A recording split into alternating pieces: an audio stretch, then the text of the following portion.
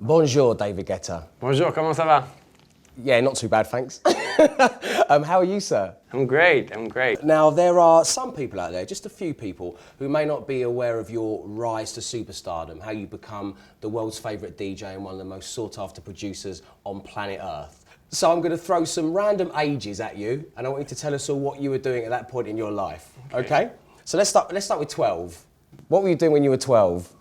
When I was 12, I was listening to the new FM radios in France that were pirates and discovering what a DJ is. And I'm like, wow, this is amazing. That's what I want to do. And then, I've learned to do this, and I started as a bedroom DJ when I was 14. Let's do 15. So I imagine one of the biggest distractions from DJing and playing after school in your room on the decks would be girls. Yeah, I was very early, actually. Okay,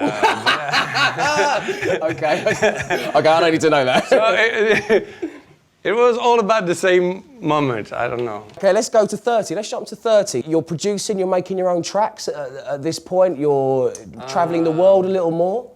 I started, to play house music. And then, at the time, club owners would tell the DJ what to play.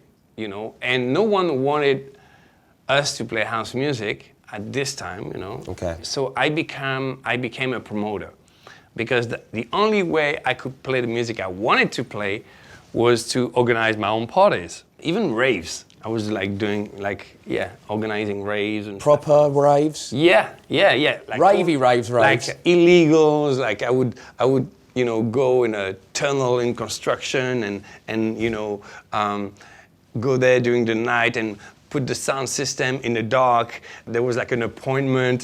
Little text message just off the M4. And then, thousands of people would get in, and then we would turn the music and the light on, and the police could not take us out because it was too late. Yeah. Fantastic. But you were telling these stories with real enthusiasm and happiness. You loved it, the most fun part of my life.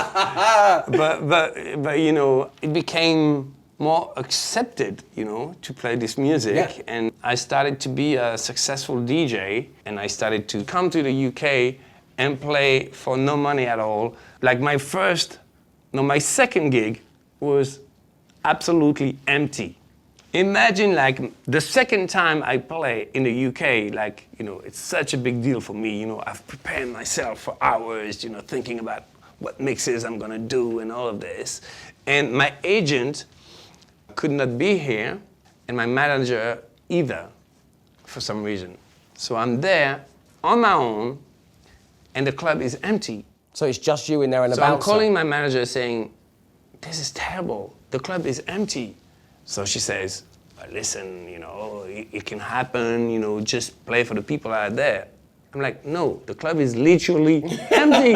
There's no one in the club, And that's really. What, there was no one in the club? There was no one, only the bartenders. So. What, just arranging the bottles behind them? Exactly. You could hear the clinking of the bottles over the records. How I felt. I've got a list of artists and bands, okay? Now, I will give you the rights to their entire back catalogue to do with as you want, to play with, have fun with, borrow from, whatever you need to do. You just have to tell me which one it would be out of the two, okay? Okay. Would you have the back catalogue of the Beatles or Elvis? You know the name of my son? No. Elvis. Give me 5. Love that. Okay, love that. Kings of Leon or Coldplay? Do you know the name of my daughter? Dude, it's Kings of Leon. No, but you don't understand. The two most important people, when I listen to music that is not electronic and I want inspiration, I would listen to Coldplay or Kings of Leons. So do not ask me to choose between those. You have to choose, David. Come on. No, I can't do that. It's like picking a favourite child. Which one do you like the best? It's really, that's... Come on, Kings of Leon or Coldplay? Oof. There's more of a chance of Chris Martin seeing this than there is Caleb. Okay, Coldplay then. And finally, David Guetta, it is time for the institution that is call, text or reject. This is how this works. You wake up in the morning, you have 3 missed calls from 3 different artists, all wanting desperately to work with you. On. You can call one of them back because you are so keen They are super hot to you. You can text one back, because that's how you roll, and it's, okay, maybe back burner, then you have to reject one of them. Your 3 artists... You want to put me in trouble. That's I don't want to put you in trouble. It's fine, it's fine. Beyonce, Lady Gaga, Katy Perry. Call, text, or reject, I'm David. not going to answer that. You have to answer that. No. Call, text, or reject. No. I'm not going to answer that. Who would you call back? No, Beyonce, Lady Gaga, can Katy you Perry. put in the 3 someone that's dead that I'm not going to work with for sure, for example, you know, because, nah. What? Come on. Who are you going to call? Beyonce, Lady Gaga, or Katy Perry?